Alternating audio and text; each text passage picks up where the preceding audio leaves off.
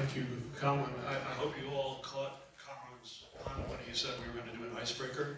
I think that's very much what we need, not only this evening but going out from this evening.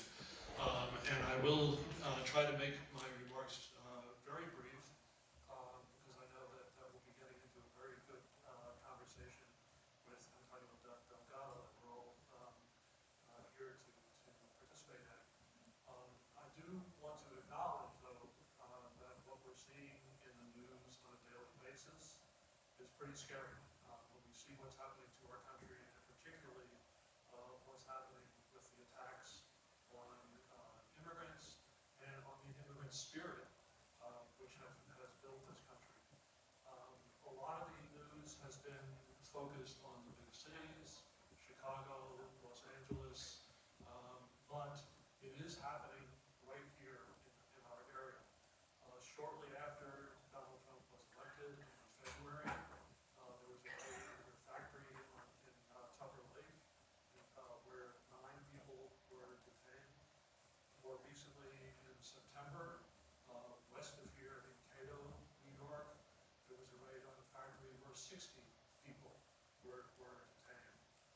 So indeed, it is happening in our area, and unfortunately, every condition tells us that it's continuing to happen.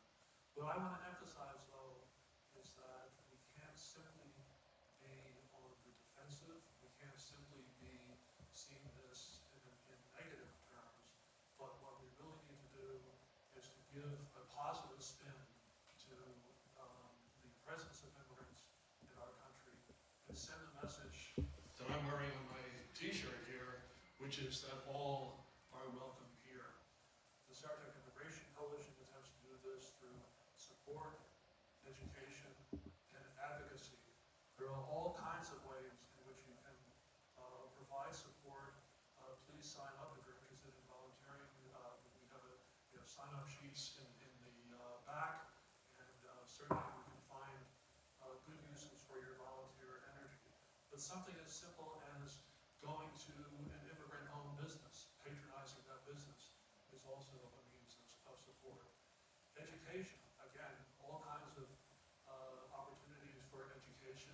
Tri-County Literacy, based right here in Glens Falls, has a wonderful English language program, and they're always looking for volunteers. But especially given the activity of ICE in our area, educating ourselves and educating our immigrant neighbors about their rights is a very important commitment. It's something that we should all be involved in.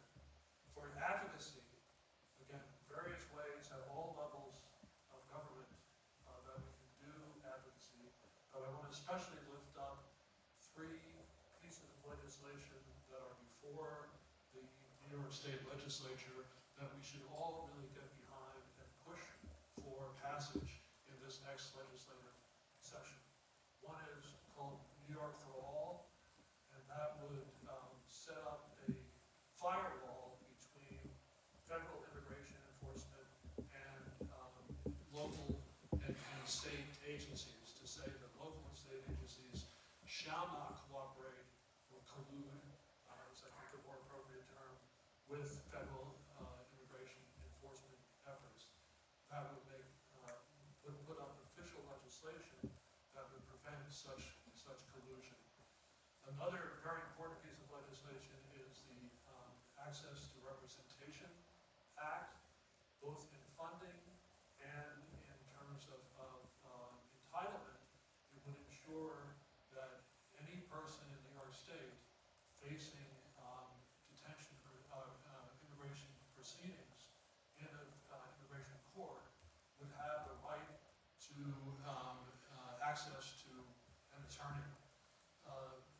We tend to think that access to an attorney is part of the American judicial system. It is not part of the immigration judicial system. And we need to make sure that in New York, that is provided both in terms of finances to pay for the attorneys, but also in terms of training to create a pipeline to bring people into